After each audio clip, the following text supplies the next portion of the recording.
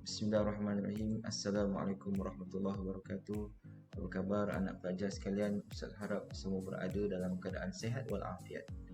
Jadi pada hari ini kita akan belajar pelajaran yang ke-24 dalam pendidikan Islam tingkatan 4 dalam bidang akhlak Islamiah, iaitu adab terhadap orang sakit dan orang kurang upaya. Kita pergi pada unit yang pertama, iaitu adab terhadap orang sakit. Apabila kita berjumpa dengan orang sakit, dalam sebuah hadis Nabi sallallahu alaihi wasallam, udu al-marid wa at'imu al-ja'i wa fakul 'an, riwayat Bukhari. Maksudnya, ziarahilah orang yang sakit, berikan makanan kepada orang yang lapar, dan bebaskanlah tawanan. Jadi apabila kita menziarahi orang sakit, Nabi menganjurkan kita untuk membacakan doa, iaitu doa ketika melawat orang sakit. Nabi SAW bersabda, sesiapa yang menziarahi orang sakit yang belum tiba ajalnya, lalu ia mengucapkan doa ini di sisinya sebanyak 7 kali, yang bermaksud, aku memohon kepada Allah yang Maha Agung, Tuhan bagi Arash yang agung, semoga ia berkenan untuk menyembuhkannya. Nescaya Allah akan menyembuhkannya daripada penyakit itu.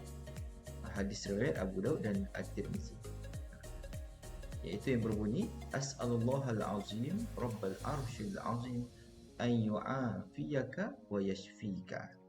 Inilah doa yang Nabi ajar dan dianjurkan kita apabila kita melawat orang sakit, kita membaca doa ini sebanyak 7 kali. Dan tentulah apabila kita melawat orang sakit ataupun menziarahi orang sakit, kita perlulah beradab. Jadi antara adab terhadap orang sakit ada 3 daripada aspek ibadah, iaitu yang pertama, mendoakan kesihatan mereka. Yang kedua, membantu mereka ingin melakukan ibadah. Daripada sudut ekonomi, memberikan semangat motivasi agar mereka sabar dan redha. Yang kedua, tidak melakukan sesuatu yang boleh mengganggu ketenteraman. Maksudnya jangan buat bising.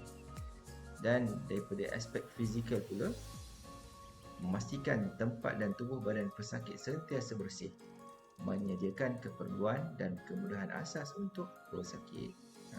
Jadi apabila kita beradab kepada orang sakit, tentulah akan mendatangkan perkara-perkara yang baik. Jadi antara hikmah apabila kita beradab kepada orang yang sakit, ada 3. Yang pertama, bila kita beradab pada orang sakit, dia akan menggembirakan pesakit agar hatinya tenang dalam menempuh ujian Allah.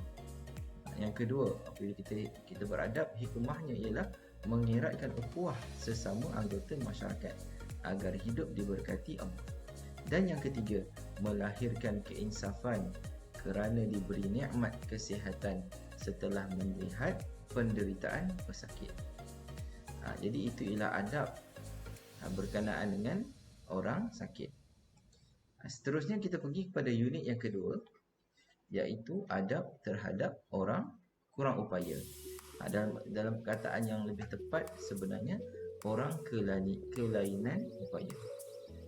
Dan ada sebuah hadis Nabi SAW bagaimana Nabi melayan, dan hadis ini menceritakan bagaimana Nabi melayan seorang yang dikategorikan sebagai orang kurang upaya. Sebuah hadis yang berbunyi,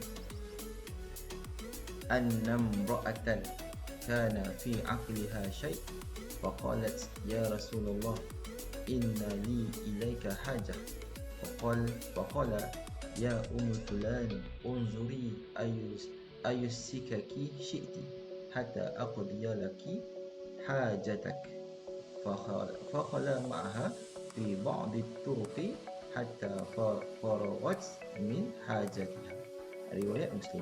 Maksudnya, ada seorang wanita yang mempunyai kekurangan pada akalnya berkata, wahai Rasulullah, saya memerlukan pertolonganmu dalam sesuatu urusan.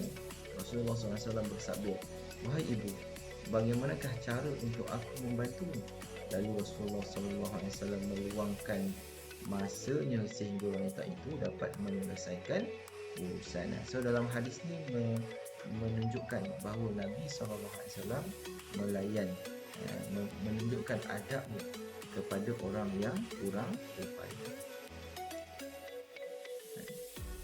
Jadi di sini akan dijelaskan lagi apakah dia adab-adab terhadap orang kurang upaya. Ada 3 aspek yang meliputi. Yang pertama iaitu daripada segi aspek ibadah, menyediakan kemudahan kepada mereka untuk beribadah dengan selesa. Dan yang kedua, membantu mereka dengan tunjuk ajar mengenai urusan ibadah. Yang kedua daripada aspek emosi, memberikan layanan dengan penuh kasih sayang terhadap mereka. Dan yang kedua, tidak mengejek dan menghina mereka. Daripada aspek fizikal, memastikan kemudahan asas yang disediakan untuk mereka tidak disalahgunakan. Dan yang kedua, menyediakan ruang dan memberikan peluang kepada mereka sesuai dengan keperluan mereka. Inilah adab-adab apabila kita berhadapan ataupun apabila kita bergaul dengan orang kurang upaya.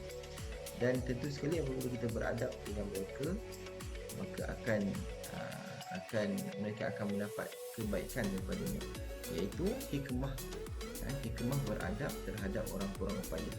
Daripada aspek ibadah, orang kurang upaya ni akan menimbulkan rasa dihargai dalam diri kerana mendapat perhatian dan keistimewaan. Bila kita beradab, dia akan rasa dihargai. Dan yang kedua, dari sudut emosi, apa yang mereka akan rasa, melahirkan rasa syukur kerana diberikan fizikal dan mental yang sempurna. Kita akan rasa syukur kerana kita melihat orang lain yang kurang sempurna. Dan yang ketiga, daripada sifat fizikal, memupuk sifat kebersamaan terhadap semua golongan masyarakat agar perpaduan dapat diwujudkan. Inilah dia 3 hikmah beradab terhadap orang kurang upaya. Jadi sampai sini saja pengarahan Ustaz berkenaan tajuk yang ke-24 ini. Jadi sekian, terima kasih. Assalamualaikum warahmatullahi taala wabarakatuh.